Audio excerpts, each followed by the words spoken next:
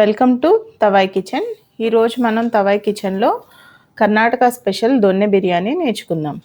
ఈ దొన్నె బిర్యానీకి మనం ఒక వెడల్పాటి మందపాటి గిన్నె తీసుకోవాలి. దానిలో ఆయిల్ వేసి యాలకులు, మిరియాలు, సోంపు, దాల్చిన చెక్క ఈ మసాలాలు వేసి పచ్చివాసన పోయే వరకు వేయించాలి.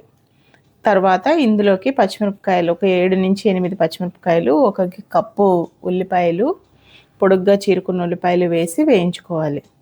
తర్వాత ఒక కప్పు పుదీనా, ఒక కప్పు కొత్తిమీర వేసి కొంచెం మగ్గే వరకు వేయించుకోవాలి. తర్వాత ఇవి వేగిన తర్వాత ఒక మిక్సర్ జార్లోకి తీసుకుని వేడి చల్లారిన తర్వాత దీన్ని పేస్ట్లా చేసి పక్కన పెట్టుకోవాలి. ఈ గ్రీన్ కలర్ పేస్ట్ వస్తుంది, దీన్ని పక్కన పెట్టుకోవాలి. తర్వాత అదే పాన్లోకి కొంచెం నూనె, కొంచెం నెయ్యి వేసుకుని మళ్ళీ మసాలాలు వేసుకోవాలి. బిర్యానీ మసాలాలన్నీ వేసుకోవాలి. బిర్యానీ ఆకు, పట్ట, లవంగ, చెక్క, మరాఠీ మొగ్గ, స్టార్ పువ్వు, జాపత్రి ఇవన్నీ వేసుకున్న తర్వాత ఒక కప్పు ఉల్లిపాయలు వేసుకోవాలి.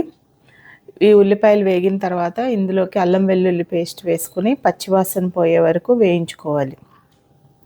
ఇవి వేగిన తర్వాత ఒక్క టమాటో వేసుకోవాలి. వీలుంటే వేసుకోవచ్చు, లేకపోయినా పర్వాలేదు. తర్వాత ఇందులోకి జీడిపప్పు, ఇది కూడా ఆప్షనల్ అండి.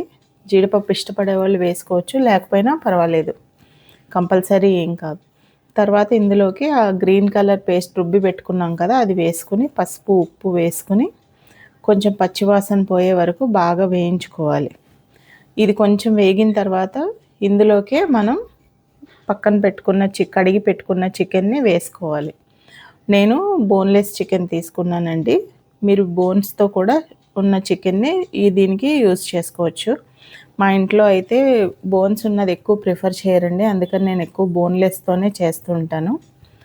ఈ చికెన్లో ఈ మసాలా పేస్ట్ ఈ చికెన్ అంతా ఉడకాలి. ఉడకడం వల్ల దీనికి మంచి ఫ్లేవర్స్ వస్తాయండి.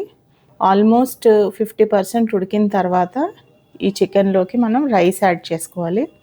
మధ్యలో గరం మసాలా, కొంచెం సాల్ట్ కొంచెం చూసుకొని యాడ్ చేసుకొని రైస్ వేసుకున్న తర్వాత కడిగి పెట్టుకున్న రైస్ వేసుకోవాలి.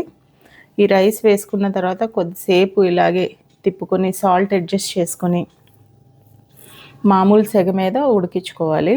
కొంచెం రైస్ ఫ్రై అయిన తర్వాత ఇందులోకి 1కి 2 కప్పులు నీళ్ళు, అంటే 2 కప్పుల కన్నా కొంచెం తక్కువ నీళ్ళు వేసుకోవాలి. నేను 2 గ్లాసెస్ రైస్ తీసుకున్నాను, దానికి నేను 3.5 వరకు వాటర్ తీసుకున్నాను. ఎందుకంటే చికెన్లో అది వాటర్ వస్తుంది కదండి. తర్వాత ఇది ఎక్కువ కదపకుండా అప్పుడప్పుడు కదుపుకుంటూ సిమ్లో పెట్టి ఉడికించుకోవాలి. ఇది ఆల్మోస్ట్ ఉడికిపోయింది అన్న తర్వాత మనం దీనిపైన నెయ్యి వేసుకుని స్టవ్ కట్టేసి సిమ్లో స్టవ్ కట్టేసి ఒక 20 నిమిషాలు అలాగా పక్కన ఉంచేసేయాలి. ఈలోపు మనం ఇందులోకి పెరుగు చట్నీ చేసుకుందాం.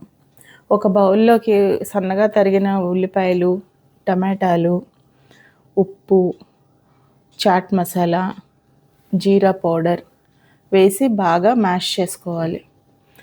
అంటే చేత్తో కూడా కలుపుకోవచ్చు. మ్యాష్ చేసుకున్న తర్వాత ఇందులోకి మనం పెరుగు యాడ్ చేసుకోవాలి. ఈ పెరుగు చట్నీ చాలా బాగుంటుందండి మసాలా ఫ్లేవర్స్తో. అది ఒక్కసారి ఇలా పెరుగు చట్నీ ట్రై చేసి చూడండి. మామూలు పెరుగు చట్నీలా కాకుండా ఇలా లాస్ట్లో కొంచెం కొత్తిమీర యాడ్ చేసుకుని సర్వ్ చేసుకుంటే దొన్నె బిర్యానీతో పాటు ఇది పెరుగు చట్నీ బాగుంటుందండి. ట్రై చేయండి. Thank you.